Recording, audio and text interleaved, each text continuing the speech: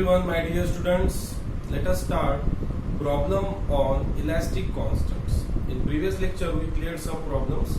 Now in this lecture we are going to start some difficult problem. Okay? So जैसे कि मैंने homework में आप लोगों को इलास्टिक कांस्टेंट के प्रॉब्लम दिए हुए हैं, होप सभी ने सॉल्व किए हुए हैं। अभी भी लोग एंटर ही हो रहे हैं, तो ये अभी सिस्टम बंद कर देंगे हम लोग। एक 9 बजे मीटिंग स्टार्ट होती है हमारी, तो 9:10 को हम लोग एंट्री लेना बंद कर देंगे। मतलब मैं डिस्टर्ब नहीं होगा। देखो अभी भी एंट्री चालू ही है, स्वयं। तो इस तरह से मैं अगर इधर ध्यान देते रहूंगा तो पढ़ाऊंगा कब, है ना? ओके, ऐप से ज्वाइन नहीं हो रहा है, ऐसे बहुत लोगों का बोलना है। तो आप लोग रिफ्रेश किया करो, बैक आया करो, वापस से स्टार्ट किया करो ऐप। कभी कभी नेटवर्क इशू होता है, उसको ओवरकम करना है। ओवरकम कैसे करना है? बैक आना है आप लोगों को, बैक आने के बाद में वापस से जाके स्टार्ट करना है उसको। चलो, तो प्रॉब्लम पढ़ रहा हूं मैं, सभी लोग ध्यान देना है। इलास्टिक कांस्टेंट,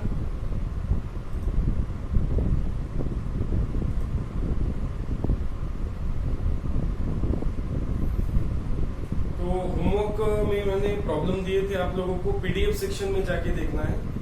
पीडीएफ सेक्शन में प्रॉब्लम दी है मैंने आप लोगों को। ओके, चलो नेक्स्ट प्रॉब्लम जाते हैं हम लोग, आगे बढ़ते हैं। Bar of diameter 12 mm is tested on UTM. Okay? तो प्रॉब्लम लिख लेना है आप लोगों को, मैं स्क्रीन शेयर कर रहा हूं।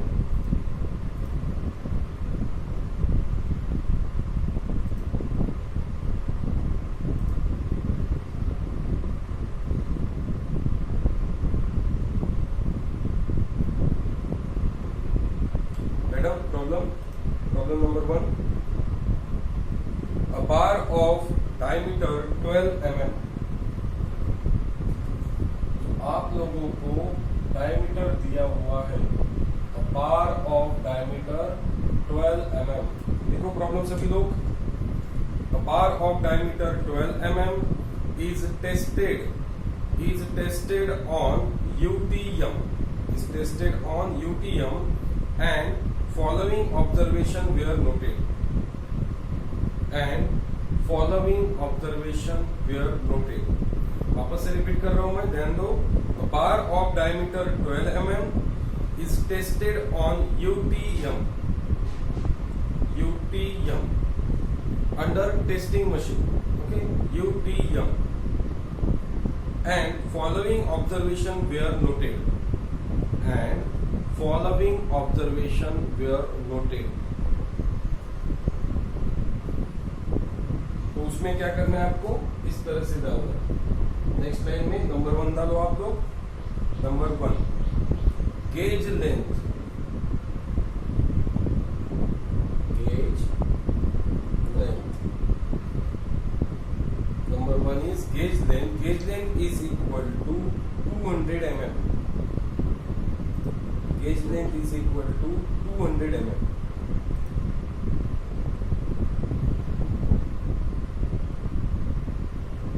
Gauge length is equal to 200 mm. Number 2, gauge length is equal to 200 mm. Number 2,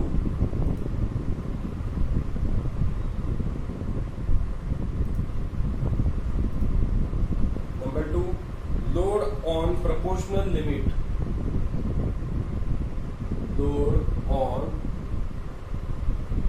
proportional limit, load on proportional limit is equal to 20 kilonewton। Number 3, change in length, number 3, change in length, change in length is equal to 0.2 mm। जिनको font जो है, font size आपको अगर छोटा लग रहा है तो आप स्क्रीन पे जूम कर सकते हो, जैसे हम लोग इमेज जूम करते हैं। ओके, लाइव लेक्चर में ये बेनिफिट रहता है कि आप लोग फॉन्ट भी बड़ा देख सकते हो जूम करके। Next number 4, change in diameter. Number 4 is change in diameter. Change in diameter is equal to 0.0025. Change in diameter is equal to 0.0025 mm. Determine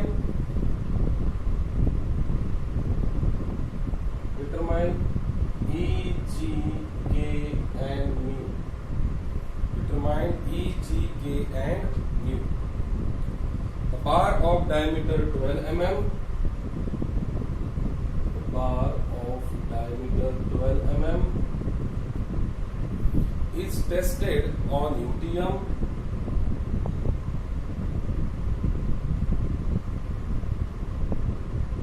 under testing machine and following observation were noted.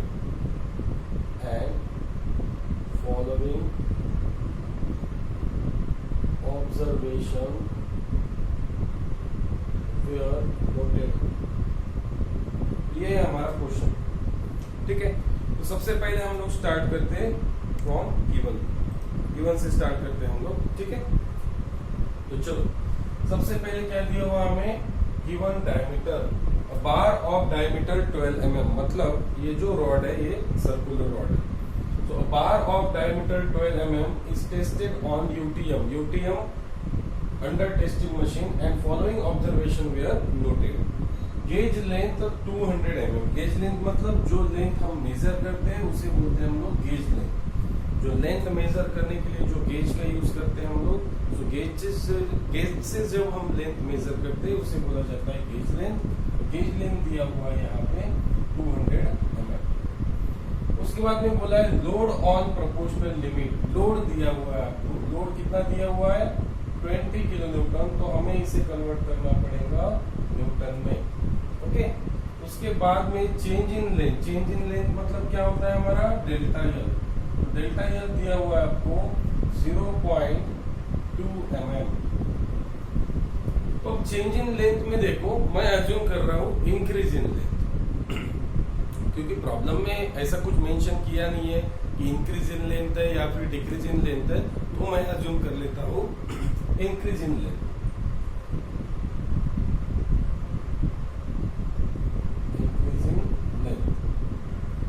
Problem में कुछ चीजें दी नहीं रहती है तो आप लोग क्या कर सकते हो, अज्यूम कर सकते हो। ठीक है, उसके बाद में क्या दिया है हमें, change in diameter. Change in diameter मतलब क्या बोलेंगे हम लोग इसे, डेल्टा टी। कितना है चेंज इन डायमीटर 0.0025 mm। तो सभी को पता है अगर लेंथ इंक्रीज हो रहा है तो ऑब्वियसली डायमीटर क्या होना चाहिए, डिक्रीज होना चाहिए। फॉर एग्जाम्पल अगर हम कोई सर्कुलर रॉड के ऊपर अगर टेंसाइल लोड लगा लेते हैं, मानते हैं ये टेंसाइल लोड P है, तो ये P टेंसाइल लोड जो है वो क्या करता है, लेंथ को तो बढ़ाता है लेकिन डायमीटर को क्या कर देता है, वो डिक्रीज कर देता है। सो डिक्रीज इन डायमीटर क्या ले लेता हूं मैं, नेगेटिव इनटू ब्रैकेट क्या लिख लेता हूं, डायमीटर क्या हो रहा है, decreases. Okay, increase in length causes the diameter to decrease, diameter को डिक्रीज कर लेता है। उसके बाद में बोला है डिटरमाइन ई जी के एंड म्यू। तो आप लोगों को ई जी के एंड म्यू निकालना है।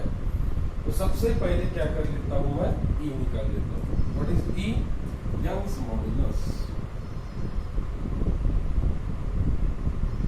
And we know that Young's modulus is defined as the ratio of stress to the strain. The ratio of stress to the strain is called as a Young's modulus. And what is stress? Stress is equal to load upon area, and strain is equal to change in length upon original length. Load by area. Load is equal to 20 kilonewton. That is 20 into 10 to the power 3 divided by area. So what is the area of circular section? Circular section का क्या area होता है, पाई by 4 d square. तो pi by 4 d square, diameter is 12 square, ये हुआ हमारा numerator. Denominator क्या है, change in length to the original length. Change in length कितना है 0.2, ओरिजिनल लेंथ कितना है 200, ओरिजिनल लेंथ है 200। तो चलो सभी लोग यहाँ से मुझे कैलकुलेट करने के बाद ई की वैल्यू बताना सभी लोग। चलो मैसेज करो जल्दी जल्दी, देखते हैं आज कौन है फर्स्ट नंबर पे। वेरी गुड, सर्विस पाटिल है आज फर्स्ट नंबर पे, गुड, करेक्ट। उसके बाद में नंबर 2 पे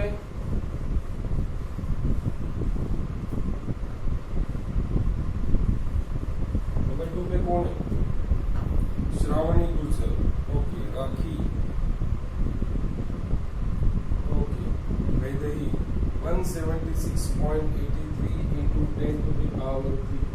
So therefore E is equal to 176.83 into 10 to the power 3 Newton पर mm स्क्वायर। यूनिट ध्यान में रहना है आप लोगों को, क्या होता है जीपीए नहीं बेटा, यस ओके, जीपीए में कन्वर्ट किया आपने तो फिर यहाँ से 10 to the power 3 निकाल सकते हो, करेक्ट, वेरी गुड। आप इस तरह से भी बोल सकते हो, न्यूटन पर एमएम स्क्वायर मतलब भी क्या होता है एमपीए, मेगा पास्कल। तो mega pascal to giga pascal अगर जाना है आपको तो इनटू 10 to the power -3 बोल सकते हो। तो -3 से अगर मल्टीप्लाई कर लेते हो आप तो क्या होगा 10 to the power 3 कैंसिल हो जाएगा। तो आप जीपीए में भी लिख सकते हो, वेरी गुड बेटा, 176.83 जीपीए भी लिख सकते हो, कोई दिक्कत नहीं है। एमपीए में भी लिख सकते हो आप या फिर जीपीए में भी लिख सकते हो, कोई दिक्कत नहीं है, दोनों भी आंसर करेक्ट है। लेकिन जब बोला जाएगा आपको प्रॉब्लम में फाइंड द इलास्टिक कांस्टेंट और find the Young's modulus in GPa, तब आपको जीपीए में ही निकालना पड़ेगा। तो जीपीए में अगर निकालना है आपको तो एक चीज ध्यान में देना है आपको, 10 to the power 3 से मल्टीप्लाई करना नहीं है, 10 to the power -3 से मल्टीप्लाई कर दो तो क्या होगा +3 -3 कैंसिल, तो बचा हुआ जो वैल्यू रहेगा वो रहेगी जीपीए में। ओके चलो आगे बढ़ते हैं। अभी हम लोग, ये हुआ हमारा ई। अब हमें निकालना है म्यू एंड के एंड जी। तो के एंड जी निकालने के लिए हमें म्यू की जरूरत होती है रिलेशन में, तो सबसे पहले हमें म्यू निकालना पड़ेगा। क्या होता है म्यू? म्यू होता है पॉइजन्स रेशियो। तो Poisson's ratio is defined as minus ratio of lateral strain to the linear strain,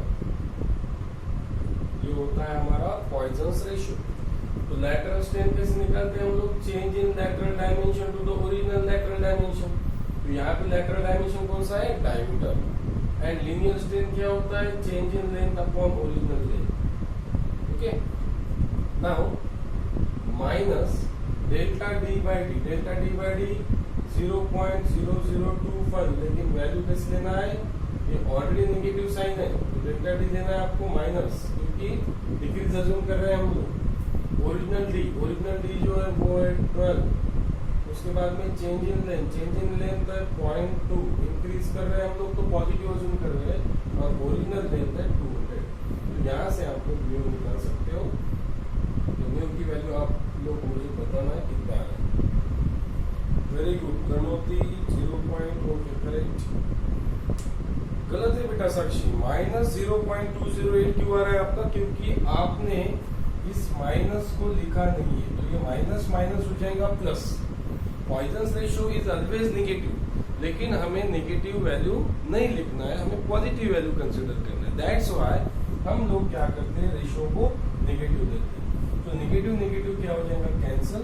तो हमारा म्यू जो है वो पॉजिटिव होना चाहिए। 0.208 आगे कितने आ रहा है? 0.208 के आगे नहीं आ रहा है कुछ? यस बॉयज गर्ल्स बताओ। चलो कुछ लोगों ने के भी नहीं करा। 0.208 333, ठीक है।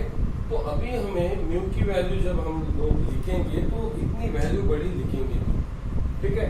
तो तो सिविल स्टूडेंट आप लोग 3 डिजिट लिखा करो, मैकेनिकल स्टूडेंट आप 2 डिजिट लिखते हो फिर भी चलता है, लेकिन हम लोग सभी क्या करेंगे अभी 3 डिजिट लेंगे, मतलब एक्यूरेसी बढ़ जाएगी। ठीक है, बाकी सब चीजें हम लोग निकाल देंगे, बाकी सब चीजों को बोल देंगे हम लोग कचरा। ठीक है, इसको बोल देंगे हम लोग कचरा। और जैसे ही वो है ना गाड़ी वाला आया कचरा निकालो, तो जैसे ही आगे डिजिट दिख रहे इसको कचरे जैसे निकाल देते हैं आप। ठीक है, चलो आगे बढ़ते हैं हम लोग। अभी क्या निकालना है? यस, चलो निकाल लिया स्टूडेंट लोगों ने, बहुत अच्छी बात है। तो अब मैं बढ़ता हूँ modulus of rigidity. Modulus of rigidity, तो modulus of rigidity, modulus of rigidity के लिए हमें रिलेशन का यूज करना पड़ेगा। E is equal to 2G1 plus new.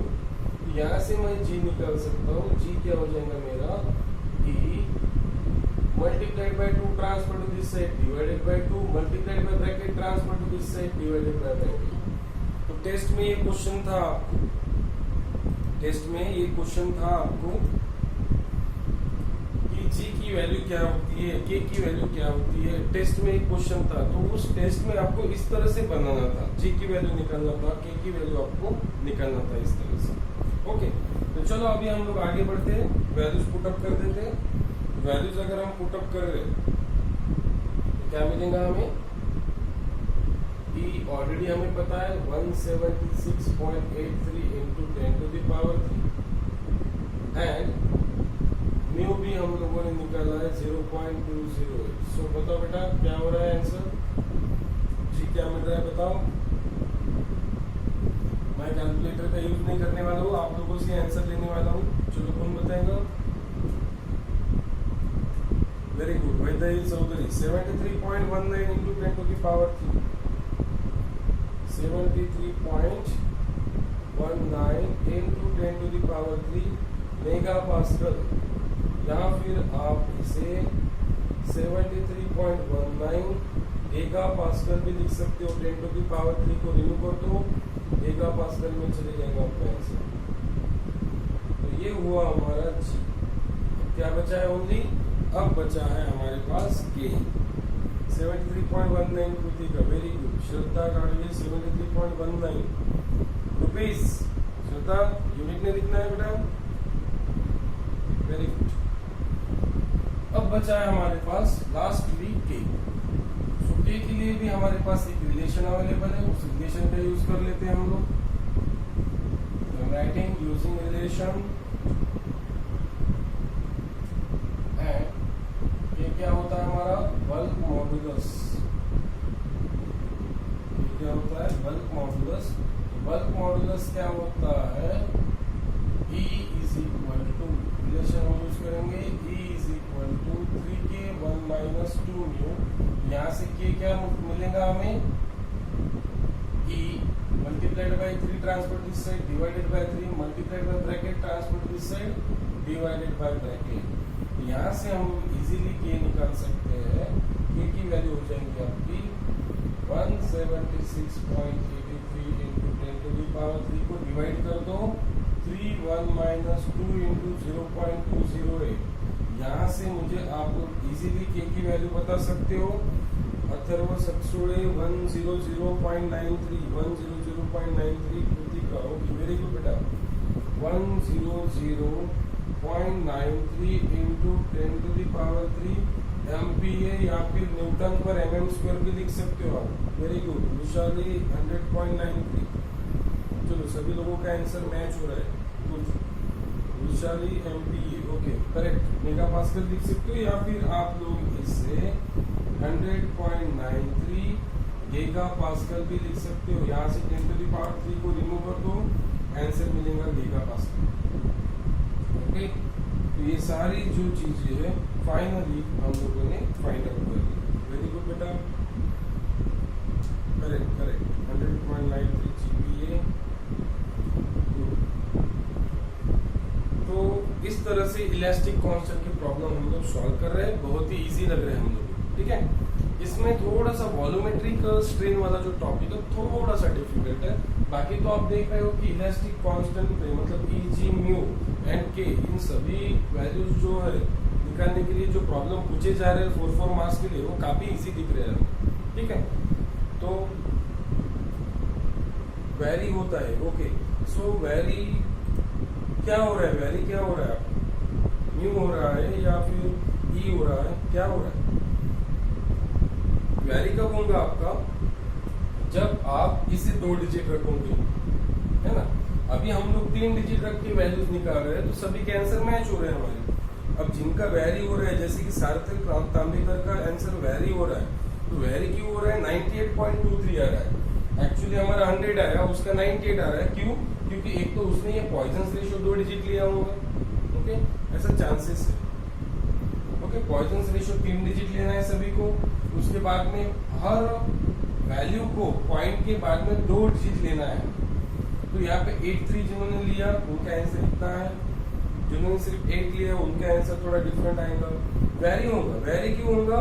अगर आप ये जो वैल्यू ले रहे हो वो ही नहीं ले रहे हो, जो मैं वैल्यू रख रहा हूँ यहाँ पे वही वैल्यू अगर आप कैलसी पे नहीं रख रहे हो, इसका मीनिंग आपका आंसर डेफिनेटली वैरी होगा। ओके, तो दोनों भी आंसर करेक्ट है। 98 पॉइंट समथिंग मतलब 99 के अप्रोक्सीमेटली जा रहा है, हमारा आंसर 100 आ रहा है। तो ये 1-2 वैल्यूज जो आगे पीछे हो सकती है, कोई दिक्कत नहीं, दोनों भी आंसर करेक्ट माने जाएंगे। ठीक है, चलो बढ़ते हैं नेक्स्ट प्रॉब्लम की तरफ। इस प्रॉब्लम में किसी को कोई दिक्कत है क्या? किसी को कुछ समझा नहीं है, ऐसा कुछ है क्या? मैसेज करना है आपको जिनको समझा नहीं है, जिनको समझ गया है। नेक्स्ट प्रॉब्लम की तरफ बढ़ते हैं हम लोग। तो होमवर्क में मैंने सबसे लास्ट प्रॉब्लम जो दिया था वो आपको सॉर्ट आउट नहीं कर दिया है।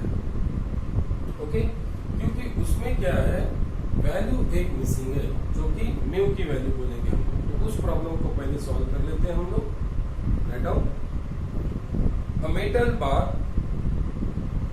चलो प्रॉब्लम लिखना है सभी को। ये प्रॉब्लम हो गया क्या सभी का? थंब देना है मुझे। Done sir, yes sir, thumb देना है। Yes yes yes, okay, yes sir, yes sir, very good. अच्छी स्पीड है, स्पीड बढ़ रही है बेटा आप लोगों की। जो लाइव लेक्चर का फायदा हो रहा है हमें, स्पीड बढ़ रही है हमारी। ओके ओके, चलो कोई बाकी है क्या? किसी का लिखना बाकी है? ओके, सनमीत वानखेड़े लाइव आते हो आप लोग? लाइव नहीं आते हो, बहुत कम आते हो लाइव। हर्षद पटोड़े, सनमीत वानखेड़े, पवन कवारे, रेगुलरली आया करो बेटा, बहुत मजा आता है इस बैच में, लाइव बैच में। जल्दी से जल्दी हम लोग क्या करते हैं, प्रॉब्लम को सॉर्ट आउट करते हैं। कैलकुलेटर हमारे हाथ में होता है, तो जितना प्रॉब्लम्स हम लोग खुद सॉल्व करेंगे उतना क्या होगा, हमारा कॉन्फिडेंस लेवल बढ़ते जाएंगे बेटा। ठीक है, और आप लोग डायरेक्टली क्या कर सकते हो, मुझे डाउट पूछ भी सकते हो यहाँ पे। ओके, तो जिनको डाउट आ रहा है आप लोग मैसेज में कर सकते हो, या फिर आप अपना माइक ऑन करके भी आप लोग मुझे पूछ सकते हो डाउट। ओके, ठीक है, तो चलो नेक्स्ट प्रॉब्लम की तरफ बढ़ते हैं हम लोग। Red on next problem. A metal bar 40 mm into 40 mm section. A metal bar 40 mm into 40 mm in section.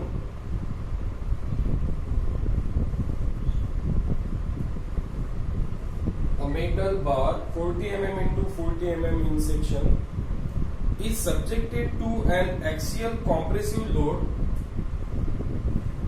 Is subjected to an axial compressive load of 480 kilonewton. Is subjected to axial compressive load of 480 kilonewton.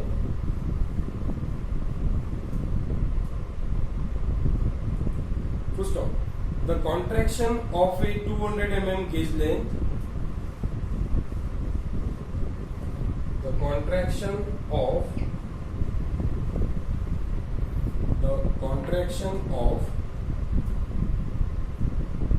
200 mm gauge length. Contraction of 200 mm gauge length is found to be 0.4 mm. Is found to be 0.4 mm. and 0.04 mm increase in thickness is 0.04 mm. Full stop. Find Young's modulus. Find Young's modulus and Poisson's ratio. Find Young's modulus and Poisson's ratio. Okay, तो हम लोग problem को given से start करते हैं हमेशा की तरह।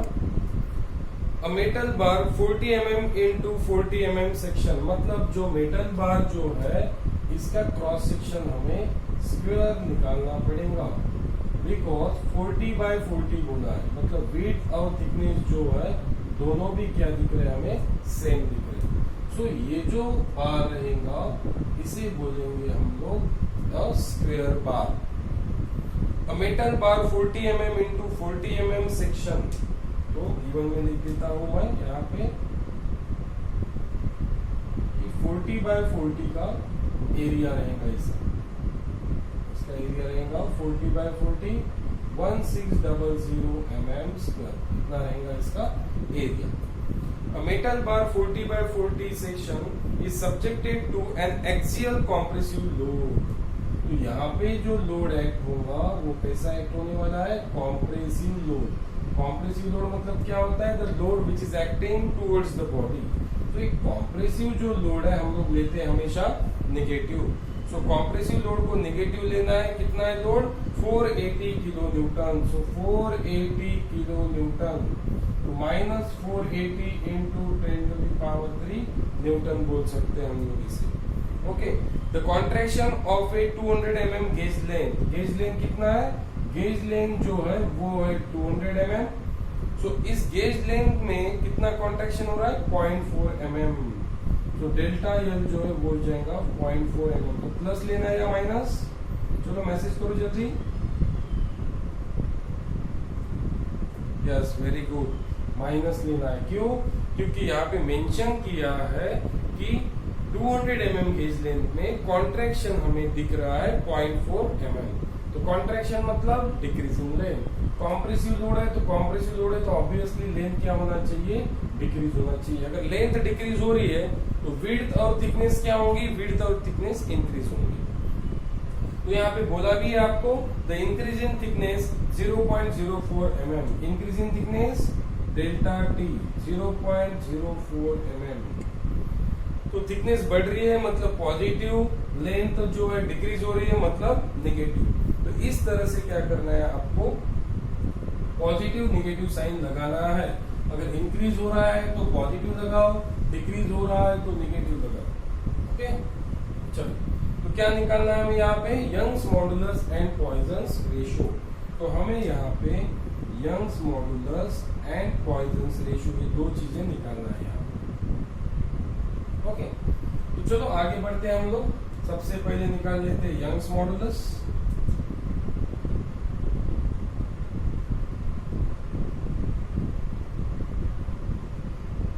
मुझे मैसेज में बताना है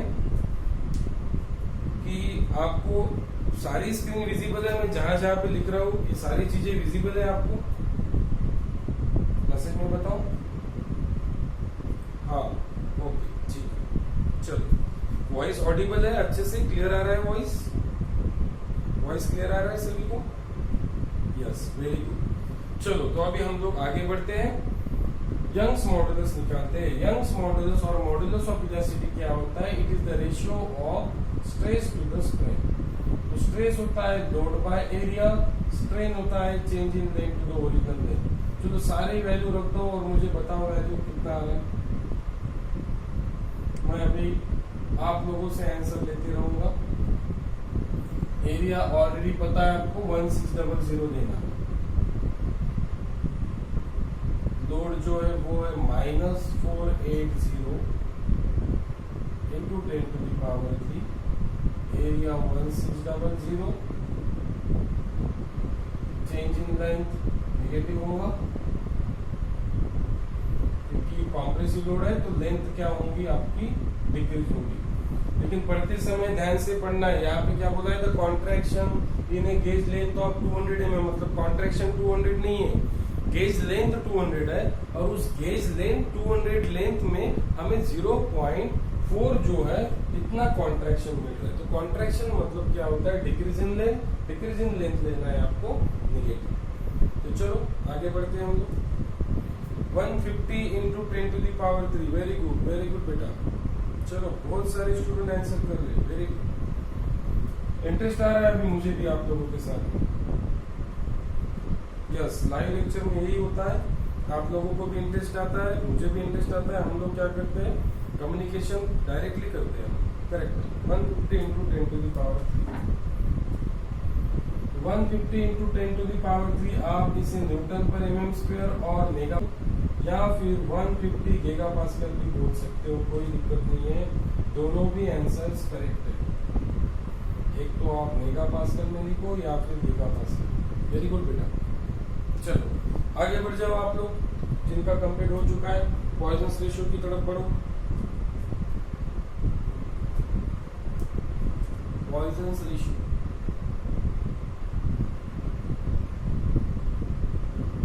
और जो लोग लेट बैच को ज्वाइन हुए हैं उन लोगों ने क्या करना है, सारे लेक्चर्स हमारे अवेलेबल है हमारे ऐप पे, क्लास ऐप पे। तो सारे लेक्चर्स आपको देख लेना है टाइम निकाल के, ओके। और अगर यहाँ पे नेटवर्क इशू होता है आपके पास में, या फिर नेटवर्क की वजह से अगर आपके प्रॉब्लम्स छूट जाते हैं, तो यही सेम लेक्चर हमारा रिकॉर्डेड फॉर्मेट में हमारे ऐप के ऊपर अवेलेबल होता है, ओके। और उसमें क्लियरिटी भी थोड़ी सी ज्यादा हो जाएगी, क्योंकि रिकॉर्डेड लेक्चर में क्लियरिटी और अच्छा आता है as compare to live lecture.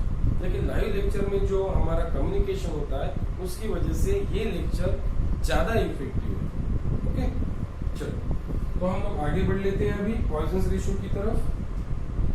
तो पॉइजन्स रेशियो की डेफिनेशन सबको पता है। Poisson's ratio is defined as minus ratio of lateral strain to the linear strain. तो यहाँ पे लैटरल डायमेंशन कौन से है, यहाँ पे लैटरल डायमेंशन है विड्थ और थिकनेस। तो क्या दिया है हमें, चेंज इन थिकनेस दिया हुआ, तो हम लोग यूज करेंगे change in thickness upon original thickness, क्योंकि ये रेक्टेंगुलर रॉड है। लास्ट टाइम जो रॉड था वो कैसे था, सर्कुलर था, इसलिए जो लैटरल डायमेंशन था वो था डायमीटर, इसलिए हमने लिया था change in diameter to the original diameter लिया था। तो जो लैटरल स्ट्रेन है, लैटरल स्ट्रेन का फॉर्मूला जो है वो डिपेंड करता है आपके क्रॉस सेक्शन के ऊपर। अगर क्रॉस सेक्शन सर्कुलर है तो change in diameter to the original diameter हो जाएगा। क्रॉस सेक्शन अगर रेक्टेंगुलर है तो लैटरल स्ट्रेन हो जाएगा आपका change in thickness upon original thickness, या फिर change in width upon original, okay. यहाँ से हम लोग सारे वैल्यू रखते हैं। देखो बहुत सारे लोगों ने आंसर निकाला है, अथर्व, श्रावणी, वेलसरे, नंदनी, कृतिका, वैदेही, सार्थक, राखी, संगीत, वानखेड़े, सो बहुत लोगों ने सार्थक आंसर किया है 0.5। तो स्पीड बहुत ही अच्छी हो रही है आप लोगों की, करेक्ट है।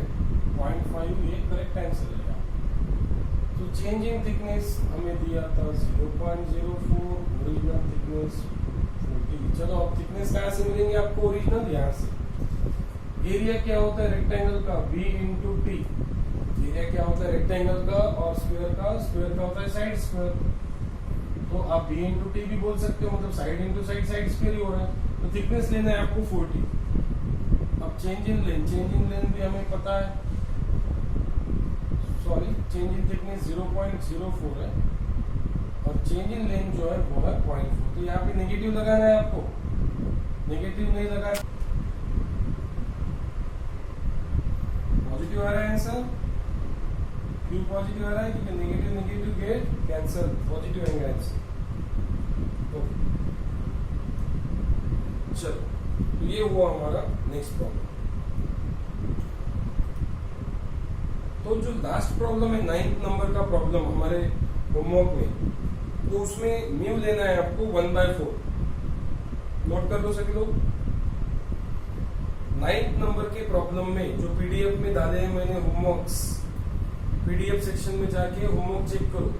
पीडीएफ सेक्शन में जाके होमवर्क चेक करने के बाद में आपको 9th नंबर का जो प्रॉब्लम है, उस 9th नंबर के प्रॉब्लम में आपको म्यू की वैल्यू लेना है 1/4।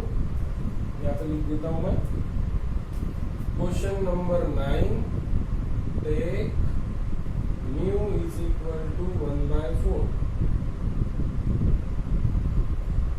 ओके, तो इसको सॉर्ट आउट कर लेते हैं। तो सारे क्वेश्चंस जो है आपको क्या करना है, सॉर्ट आउट करना है। अप्रोक्सीमेटली कितने क्वेश्चंस है, 5 + 9, 5 + 9 हो रहे टोटल 14 क्वेश्चन। 14 में से आज 2 सॉल्व किए हमने, कल 2 से 3 प्रॉब्लम सॉल्व किए हम लोगों ने। जो बाकी के जो बचे 8-9 प्रॉब्लम, ये अभी आप लोगों को सॉल्व करना है, ठीक है। 8-9 प्रॉब्लम आप लोग सॉल्व करेंगे, और कुछ भी दिक्कतें आती है तो नेक्स्ट लाइव लेक्चर में हम लोग मिलेंगे। तो कल का जो लेक्चर होगा वो होगा वॉल्यूमेट्रिक स्ट्रेन के ऊपर, जो कि रिकॉर्डेड लेक्चर रहेंगे, क्योंकि वॉल्यूमेट्रिक स्ट्रेन जो ये टॉपिक है आपको अच्छे से साइलेंटली देखते आना चाहिए, इस वजह से रिकॉर्डेड डालूंगा।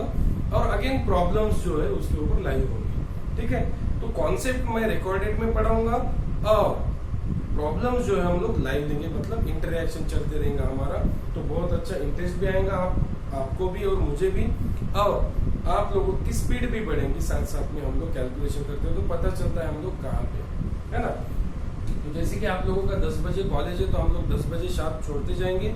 लेकिन जो लोग आज लेट ज्वाइन हो रहे हैं या फिर हुए हैं, तो उन लोगों को मेरी एक वार्निंग है कि आप लोग इस तरह मत करो। इसमें क्या होता है, टाइम वेस्ट होता है मेरा, मुझे एडमिट करते रहना पड़ता है सभी को, तो इधर कंसंट्रेशन होता है, इधर से कंसंट्रेशन निकल जाता है।